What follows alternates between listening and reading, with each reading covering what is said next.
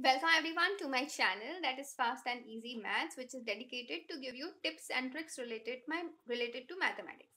So if you're new to my channel, then please go ahead and hit the subscribe button and also hit the bell button besides it so that you get notified whenever I push up a new video.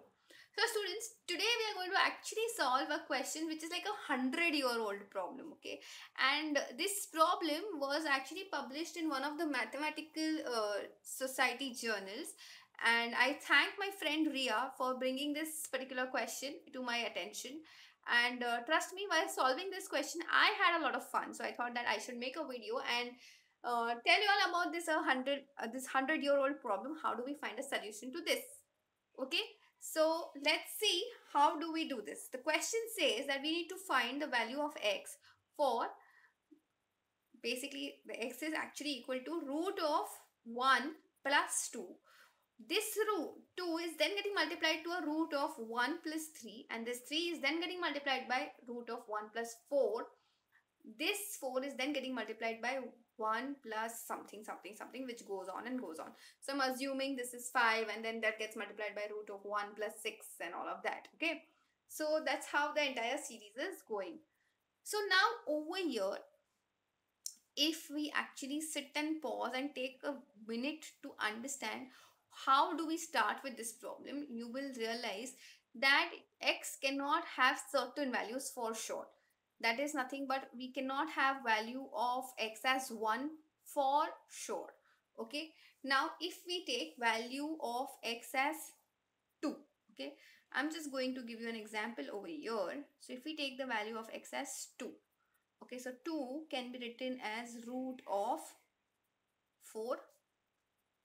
Okay, now this 4 can be written because I want the first term to be 1. Okay, so 1 plus 3. Now that's where the problem is coming, because my first term has to be 2. It cannot be 3. So this is where I cannot have value of x as 2. Okay, so I am going to go to the next number, which is, let's say x value is 3. Okay, so let's see if it is satisfying at least 1 plus 2, and then if it is satisfying further as well. Okay, so here I can write 3 as nothing but root of 9. Okay, and since I want 1 plus something, so I will write 9 as nothing but 1 plus 8. Okay, now I want the next term to be 2. So I'm going to write this as nothing but 1 plus 2 into 4. Okay, so far I have managed the first two terms to be equal on this side. Okay, students, please understand, whenever you come across a problem which looks like really difficult, you just go step by step. Okay, it's just that, when you start by simple assumptions or simple putting values of x, you will realize that certain values are straight away getting discarded. Okay, so you don't need to panic when you come across these kind of questions. That is what I'm trying to tell over here. Also students, if you like the way I'm explaining, then please go ahead and hit the like button, because that gives me tremendous amount of encouragement while making these kind of videos. Okay, so now moving on. So far we are good. Okay, now I want over here 1 plus 3. Okay, so here we have a 4, and problem is here we have another root. So let's put this 4 in a root. I can write this as 1 plus 2, and this, instead of 4, I'll write this as nothing but root of 16. Correct? Because root of 16 is nothing but 4. Moving on, we can write this 1 plus 2.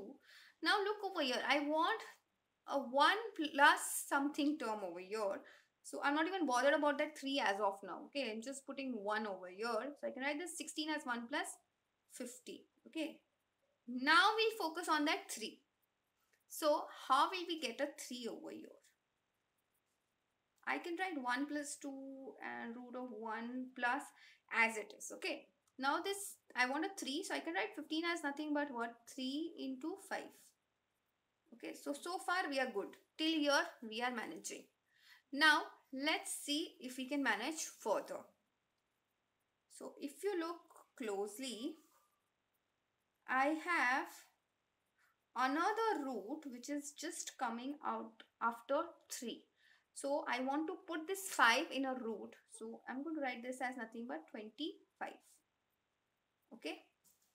Now in the third root also I want a 1. So I'm just going to write it over here. I'm going to write 1 plus 2 root of 1 plus 3. Then this was under a root. Okay. This 25 was under a root. So I'm going to write this as nothing but 1 plus 24.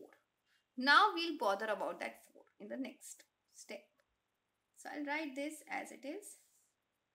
1 plus 2 under a root 1 plus 3 under a root 1 plus, I can write 24 as nothing but 4 into 6, right? Why am I writing 4 into 6 and not 6 into 4? Because I want the next term to be 4, okay? So now moving on, 1 plus 2 root of 1 plus 3 root of 1 plus 4. Now after the 4 there is another root, so I can put 6 as nothing but root of 36. Okay. So now the next term would be 1 plus 2 under a root 1 plus 3 under a root 1 plus 4. Then in the next thing I also wanted just a 1. So 1 plus, I can write this as nothing but 35. And just for our understanding, we can solve this further and see if we get a 1 plus 5 and a root term in the next step. So over here, I'm going to write 1 plus 2. Then I have another root, which is 1 plus 3. Then I have another root, which is 1 plus 4. Then I have another root, which is 1 plus, I want in the next term to be 5. So I will write this as 5 into 7. Okay. And this 7 can now be written as 1 plus 2 root of 1 plus 3 root of 1 plus 4 root of 1 plus 5. Sorry, 5. This is in a root of 49. Okay. So now here this 49 can now be split as 1 plus 48, and then we can write 48 as nothing but 6 into 8. So I hope you got this point, and after so on and so forth we can keep doing, and eventually the entire thing will come out to be true. So I hope you really enjoyed the way we solved this particular sum, because I particularly had a lot of fun while solving this kind of a question. The only thing you have to understand, I'm again repeating myself, is that when you come across something like this, do not panic. Just simply start by simple substitution. You will realize that a lot of values of x are actually cancelling. Okay, so that's it from me for this particular video. I will see you in the next one. Bye.